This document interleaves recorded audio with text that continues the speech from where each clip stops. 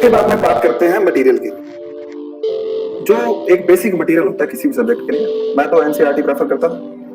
तो एनसीईआरटी के वो आप कमांड होनी चाहिए एनसीईआरटी पर। जितनी भी एनसीईआरटीज हैं उन पे कमांड का मतलब ये है कि आपको पता होना चाहिए नेक्स्ट पेज पे क्या आएगा, नेक्स्ट पैरा में क्या आएगा। सिर्फ पढ़ना उनको इतना इंपॉर्टेंट नहीं है। आपको शायद मटेरियल मिलता होगा, उसमें एनसीईआरटी का लिस्ट है, तो आप एक बार उसके साथ में एनसीईआरटी को भी रेफर कीजिए कि जो एनसीईआरटीज है वो बेसिक्स चीजें हैं। और यूपीएससी का पूरा पेपर ही बेसिक्स है, उसमें बहुत ज्यादा एडवांसमेंट की जरूरत नहीं है। आपको बेसिक्स पता होंगे तो आपका बहुत अच्छे से निकलेगा। एक उदाहरण देता हूं मैं, थर्ड अटेम्प्ट में मेरा प्रीलिम्स नहीं निकला था। उसमें तो होता क्या है कि जब आप अनसक्सेस होते हो तो आपको कुछ दिन झटका लगता है, ये सब।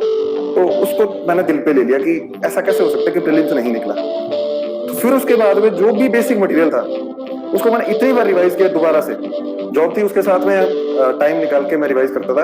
इतनी बार रिवाइज किया कि उसके बाद में प्रीलिम्स में इस बार मतलब बहुत अच्छे मार्क्स है, 126 मार्क्स आए थे। तो ये चीज है कि जो बेसिक मटेरियल है ना वही जरूरी है। इस अभी जो प्रीलिम्स का पैटर्न चल रहा है पिछले 3-4 साल से, कि आप करंट उतना ही पढ़ो जितना रिक्वायरमेंट है। करंट को ऐसे नहीं है कि आप 5-5 घंटे दे रहे हो, 4-4 घंटे दे रहे हो। करंट डेली आप 1 घंटा भी पढ़ लेंगे तो करंट से आपका काम हो जाएगा।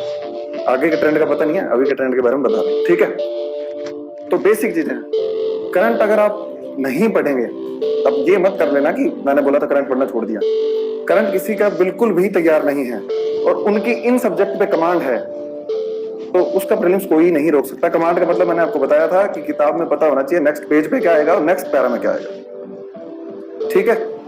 ये कमांड होना जरूरी है।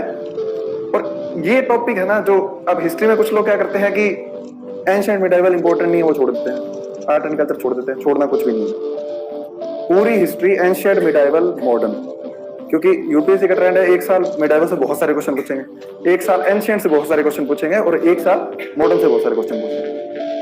अगर आपने बेसिक्स पढ़े होंगे तो कुछ क्वेश्चन में सेंटेंस आते हैं तो आप उनको एलिमिनेट करके भी आंसर कर लेंगे। जरूरी नहीं है पूरा का पूरा क्वेश्चन से आ जाएगा, लेकिन कुछ एलिमिनेशन करके आप लोग उस क्वेश्चन को कर लेंगे, ठीक है। तो ये बेसिक्स है। इसकी हिस्ट्री की एनसीईआरटी मैंने ओल्ड वाली पढ़ी थी 11th 12th, और दृष्टि की क्विक बुक में डीक्यू में लिख रहा हूँ, उसका मैंने मॉडर्न इंडिया का पार्ट पढ़ा था सिर्फ। मतलब एंशिएंट मिडाइवल थोड़ी सी बड़ी थी, मेरे पास टाइम नहीं था, उसका मैंने मॉडर्न इंडिया का पार्ट पढ़ा था। अगर किसी के पास समय हो तो पूरी पढ़ ले, मैं मेरा बता देता हूँ।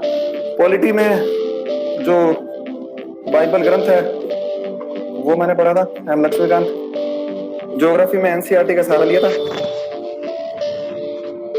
साइंस एंड टेक्नोलॉजी में असल में मैंने कुछ किया नहीं था, क्योंकि एसएससी की तैयारी के दौरान लूसेंट को इतनी बार रटा था, तो एक बेसिक साइंस एंड टेक्नोलॉजी की अंडरस्टैंडिंग मुझे आ गई थी। उसके साथ में क्या किया, गूगल सर का सहारा लिया, उनसे जो भी टॉपिक है, नैनो टेक्नोलॉजी है,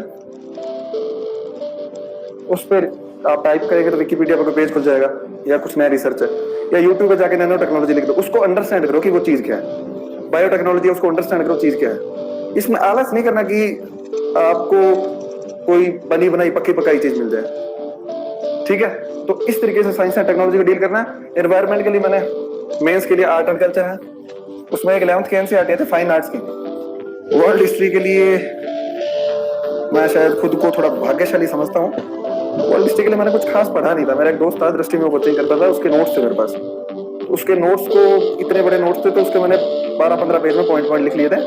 और 2 साल तो कोई क्वेश्चन ही नहीं आया वर्ल्ड हिस्ट्री से, और इस बार एक आया था, वो अमेरिकन क्रांति वगैरह से था, तो वो उससे हो गया था।